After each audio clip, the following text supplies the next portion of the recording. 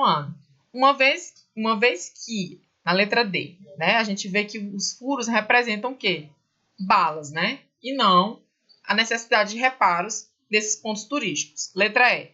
A charge acima é um texto que apresenta tanto linguagem verbal, que a gente vê lá a placa, Bem-vindo ao Rio, como não verbal. A própria imagem do Cristo Redentor, a imagem das balas, a imagem do Pão de Açúcar, que é o cartão postal. E seu objetivo é criticar a situação caótica de violência pela qual a cidade do Rio de Janeiro está passando. Bem, não tenho o que discutir. A letra E é a opção que a gente tem aqui, mais completa e coerente de acordo com o que está sendo representado na charge, né? Linguagem verbal, linguagem não verbal. As duas se unem para formular uma crítica. Então, inclusive, é um exemplo de linguagem mista, né? Porque a gente está usando ao mesmo tempo as duas linguagens, verbal e não verbal. Quarta questão. O efeito de humor da tirinha está... Bem, primeiro a gente tem que olhar para a tirinha e analisar os balões de fala e as reações dos personagens. A gente tem aqui H, que é o personagem, conversando com seu amigo. E aí eles estão jogando provavelmente jogo de cartas, espécie de baralho. Tem aí. Pesque. Detesta esses jogos complicados. E aí, no outro balãozinho, a gente percebe o personagem com uma vara de pescar.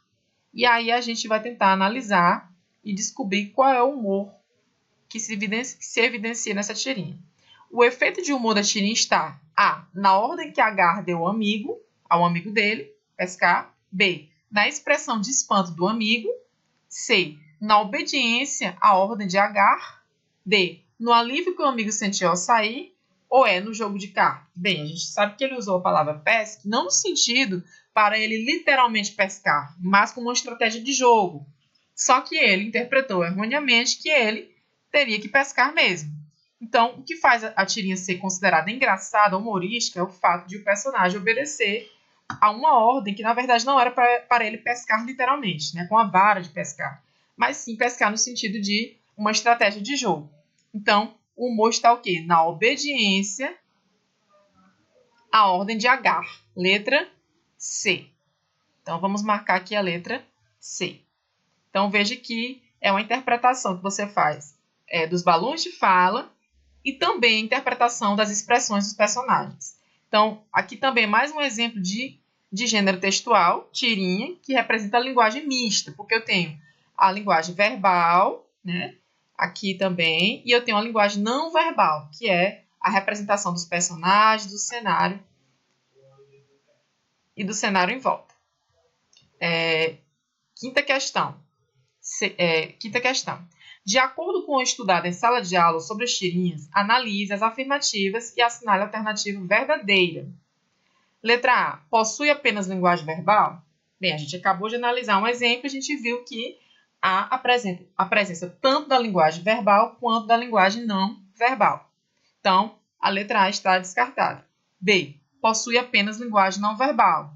Do mesmo modo, também está considerada errada essa resposta. C. A tirinha não pode ser considerada um texto. Também temos uma afirmativa considerada errada. D. É um exemplo de linguagem verbal onde os signos visuais são apenas um detalhe. Também é uma afirmação errada, porque os signos visuais não são apenas detalhes, eles reforçam e ajudam a gente a entender a tirinha. A união entre texto e imagem possui a intenção de reforçar a comunicação entre texto e leitor, ligando o que está escrito com a imagem em si. A gente não há dúvidas de que essa é a alternativa considerada correta. É a mais completa e é a coerente de acordo com o que a gente estudou, né? A união de linguagem verbal e não verbal, imagem e texto, para fazer com que o leitor compreenda melhor esse gênero textual. Vamos agora para a sexta questão. Sexta questão. Com base nos estudos a respeito da classe dos substantivos, analise atentamente a situação representada na charge abaixo. Bem, a gente estudou que substantivos representam uma classe de palavras que dá nome às coisas. Então, praticamente tudo que existe no mundo recebe nome. E esses nomes são considerados substantivos, seja o nome de objetos, de pessoas, lugares, sentimentos, emoções de modo geral. Então, sabendo disso, a gente vai analisar aqui o conteúdo dessa charge. Tenho aqui dois garotinhos brincando e aí um deles pergunta: Zeca, o que é preconceito? E aí o Zeca responde, não sei, deve ser doença de adulto. E a gente percebe que até, inclusive, uma espécie de crítica ao fato de que o preconceito ele realmente é mais praticado de maneira mais enraizada por pessoas adultas, né? Querendo dizer que as crianças tendem a ser seres mais inocentes em relação a isso. A partir das falas dos balões, é correto afirmar que, letra A palavra preconceito não remete a nada? Bem, gente, não tem como a palavra preconceito não remeter a nada. Ela remete, sim, a uma ideia de alguém que tem uma ideia errônea, né, com base em desinformação a respeito de alguém ou algo. Então, a letra A está errada por isso. B. A palavra preconceito é um substantivo abstrato e nomeia um juízo preconcebido sobre algo ou alguém. Vamos aguardar as outras alternativas, porque esta tem muito sentido, né? Preconceito, de fato, é um nome que se dá a uma espécie de juízo que alguém faz sobre algo ou alguém, ou seja, uma ideia que alguém faz sobre algo ou alguém de forma preconceituosa, julgando de maneira errônea. Então, faz sentido, é de fato um substantivo abstrato. Vamos analisar as letras C, D e E. Letra C. A resposta dada pelo colega no segundo balão é totalmente leiga e confunde a cabeça do amigo. Também a letra C não condiz porque a resposta dele, na verdade, é inteligente, porque ele diz que é algo muito presente entre os adultos.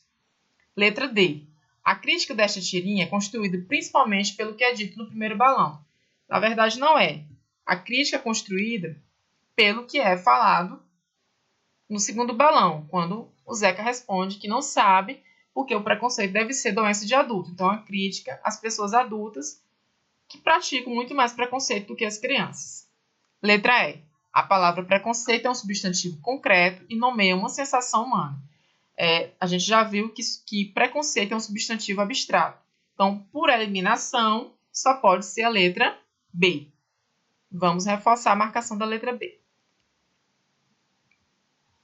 Agora vamos para a sétima questão. Só um momentinho. Na sétima questão, a gente tem de novo uma charge, que é um exemplo de uso de linguagem mista, como você já viu.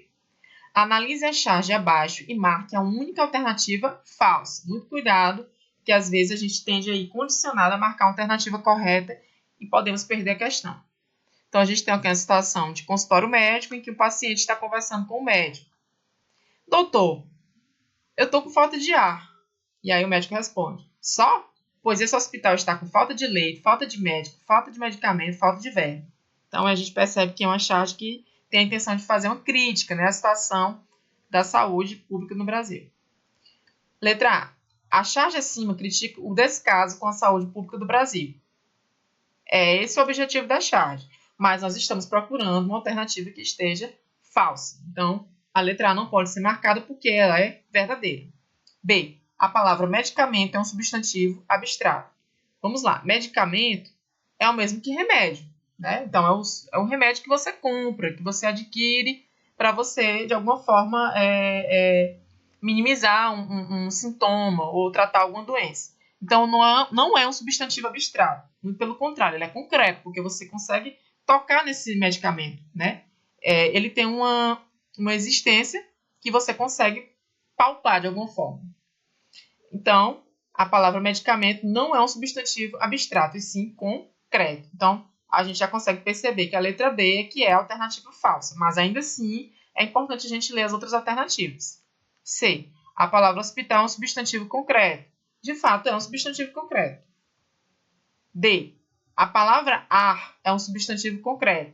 Também é concreto. A gente não vê o ar, mas a gente consegue perceber a existência dele. Por exemplo, quando você enche um balão, uma boia, ali tem uma presença de ar, e isso é sentido.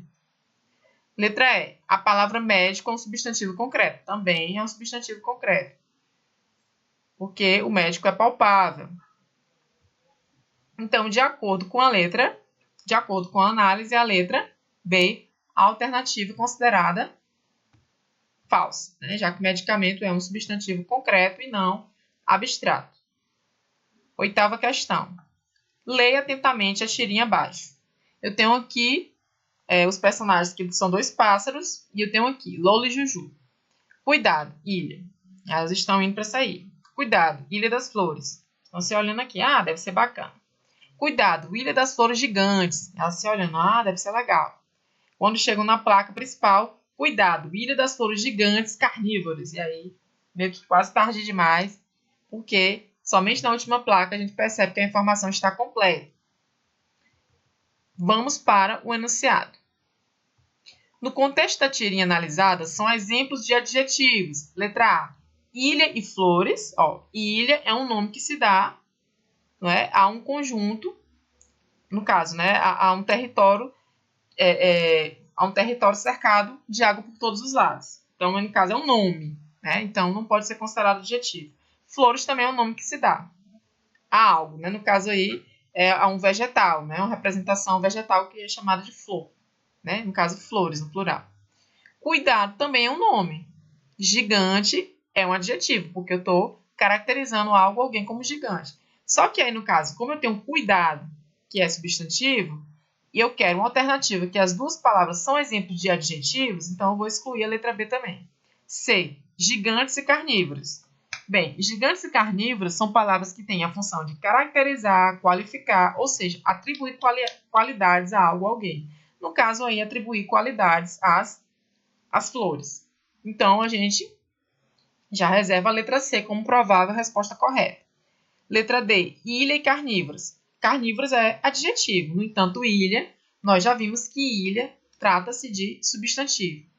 Flores e gigantes. Flores é um adjetivo, ou é um substantivo, porque dá nome aos vegetais, que estão categorizados como flores, e gigantes é considerado, de fato, adjetivo. Só que é excluído porque os dois não são adjetivos. Então, de acordo com a nossa análise, só pode ser a letra C de casa. Então, vamos marcar a letra C. Agora, vamos para a questão 9. Para responder as questões 9, 10 e 11, é preciso fazer a leitura deste texto que será lido agora. Leia o texto e, a seguir, responda às questões 9, 10 e 11. Conheço o aposentado que já fez mais de 2.000 telescópios. Quando abre o portão de sua oficina, Bernardo Riedel tem as mãos ainda molhadas. Acabara de consertar uma parte do encanamento que estourou no galpão onde fabrica telescópios no bairro do Horto, em Belo Horizonte. Continuando. Aos 74 anos, tem aparência frágil, mas está longe de precisar de descanso. Chega todos os dias ao trabalho por volta de 8 horas da manhã. E caso o céu esteja convidativo para observações, pode estender o expediente pela madrugada. Minha mente não para. Não posso parar de criar, afirma. Em 1954, ao se apaixonar pelos mistérios do céu, Riedel construiu seu primeiro telescópio, de estrutura de madeira. Para aprender a técnica de fabricação, utilizou um livro escrito pelo inventor francês Jean Teicheron. Lá no finalzinho aqui, só um momento. Formado em farmácia e bioquímica pela Universidade Federal de Minas Gerais, instituição onde foi professor, também trabalhou como óptico em um observatório astronômico de Belo Horizonte antes de fundar, em 1978, a B. Riedel Ciência e Técnica, fabricante de telescópios, refletores, cúpulas e lentes. Abre aspas, depoimento dele. Dei um jeito de fazer do meu hobby a minha profissão, diz o inventor, que já produziu mais de 2.000 telescópios em sua empresa. Quando me lembro das pessoas que vêm até aqui e trazem seus filhos, penso que não posso parar, afirma.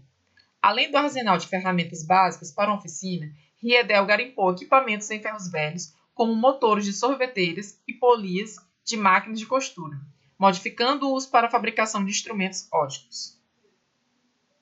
Com o auxílio de 3 funcionários, o inventor constrói os equipamentos de modo personalizado, monta os telescópios com tubos de PVC e trabalha artesanalmente com retalhos de vidro grosso utilizados nas lentes.